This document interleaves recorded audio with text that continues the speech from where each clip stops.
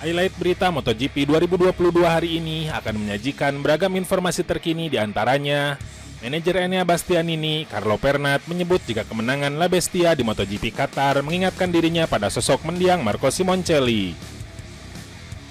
Lalu ada kabar dari Pol Espargaro yang langsung sesumbar ingin menantang Marquez dalam perburuan gelar juara dunia MotoGP 2022 usai naik podium di MotoGP Qatar.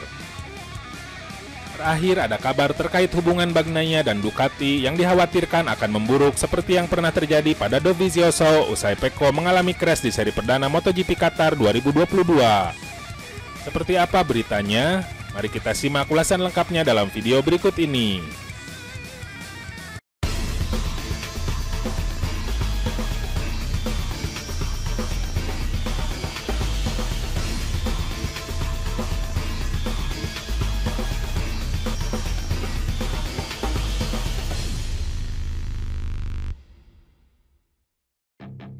Kemenangan La Bestia, julukan Bastianini, pada putaran pertama kejuaraan dunia MotoGP 2022 di sirkuit Losail memang sangat emosional.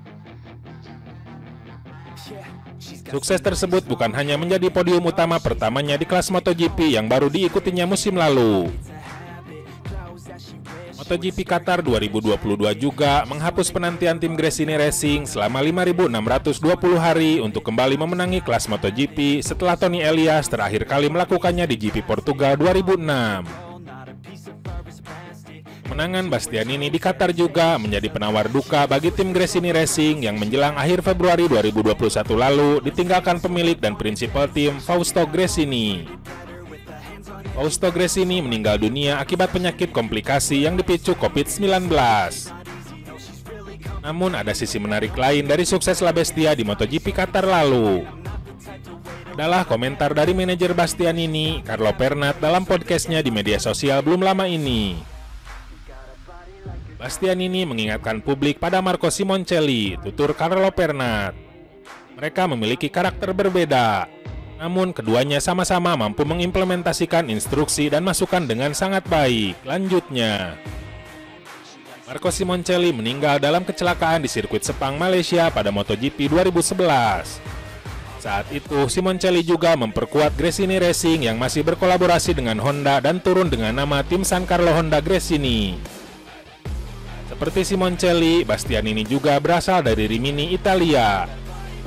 Saya yakin Enea Bastianini akan mampu finish di posisi 5 besar pada akhir kejuaraan dunia MotoGP 2022 nanti, kata Pernat. Bagi Pernat, kemenangan Enea Bastianini di MotoGP Qatar lalu sebenarnya tidaklah mengejutkan. Bastianini berkembang sangat pesat dari semua balapan terhitung sejak debut di MotoGP musim lalu. Kini ia jelas mampu bersaing untuk merebut kemenangan, lanjut Pernat.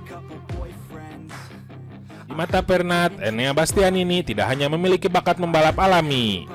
Intelijensinya terkait taktik, utamanya dalam mengatasi problem, juga sangat mumpuni. Menariknya, Bastianini menganggap balapan bukanlah pekerjaan, melainkan sebuah kesenangan. Dari sisi karakter, Bastianini termasuk pembalap yang pendiam. Namun ia tipe orang yang selalu berterus terang tentang segala hal. Kondisi psikisnya terbilang stabil. Ia juga mampu menganalisis situasi dengan baik untuk menemukan solusi. Bicara karakter, Bastianini memang termasuk pembalap serius. Seperti Max Biaggi, ia juga jarang marah jika sesuatu berjalan tidak semestinya, kata Pernat. Terkait aspek taktik balap, Enea Bastianini adalah tipe late breaker, pembalap yang gemar mengerem sedekat mungkin dengan ujung tikungan. Enea Bastianini juga sangat pandai dalam mengatur level keausan ban. Lihat saja yang terjadi di MotoGP Qatar lalu. Ia justru mampu membuat rekor lap di Lusail hanya beberapa lap menjelang balapan MotoGP berdurasi 22 lap itu berakhir.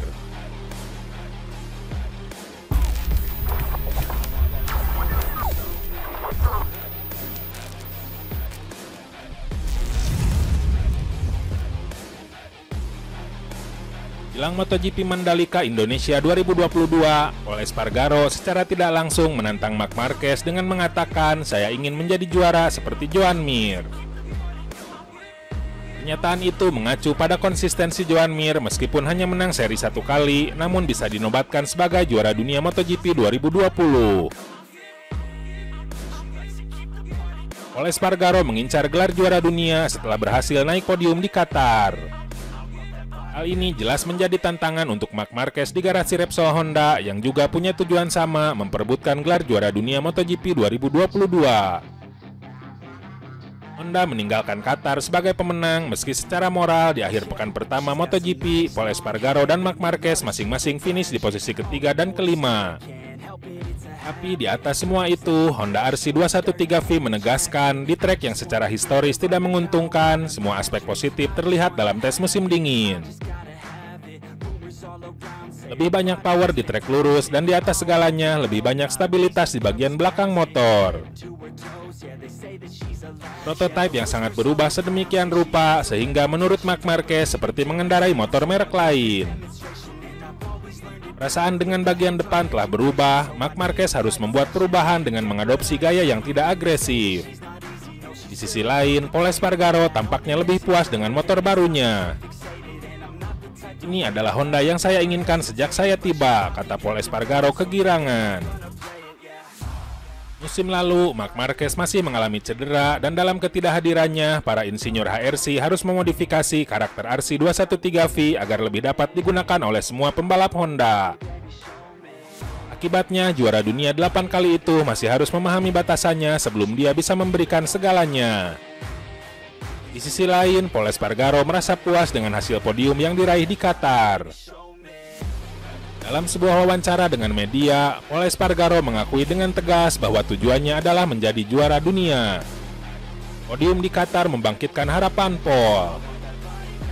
Mendapatkan podium di seri pertama musim ini selalu penting, itu hal yang hebat. Bahkan jika strategi yang akhirnya saya buat benar-benar berlawanan dan salah dengan apa yang kami perkirakan. Awalnya saya sangat cepat, tapi akhirnya terbayar. Ban habis dan Enea Bastianini lebih cepat dari saya. Selain itu, saya melakukan kesalahan dan Binder memanfaatkannya, kata Pol Espargaro. Pol Espargaro mengirimkan pesan yang jelas, sekarang Honda cepat dengan siapapun selain Marquez. Sementara dia juga menunggu perpanjangan kontrak yang hanya bisa diperoleh dengan hasil bagus mulai awal musim. Saya tidak khawatir tentang kemenangan, saya khawatir tentang menjadi reguler dan selalu berada di 3 besar setiap akhir pekan. Joan Mir juga tidak mendapatkan banyak kemenangan. Saya ingin menjadi juara dunia dan jika itu terjadi dengan tidak memenangkan balapan apapun, hal yang sama akan terjadi pada saya, lanjutnya. Tingkat persaingan meningkat pesat yang belum pernah terjadi sebelumnya, hampir menyulitkan siapapun, terutama dengan kedatangan banyak pembalap muda yang lapar akan kemenangan. Saya terlihat seperti kakek berusia 30 tahun yang bersaing dengan banyak anak muda, tutup Pol Espargaro.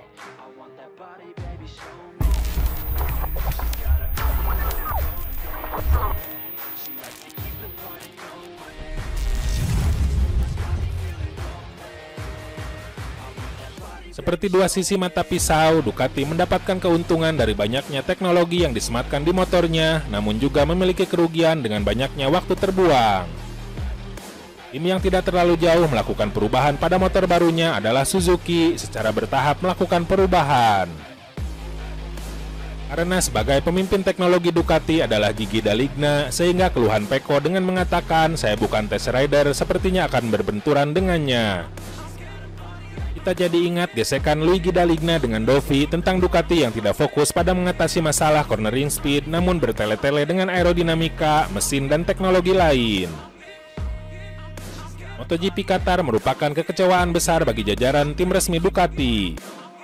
Mungkin Jack Miller masih malu-malu, namun dengan memberi peringatan, kami tahu masalahnya, kami tahu apa yang terjadi, dan kami berharap itu tidak akan terjadi lagi, kata Miller.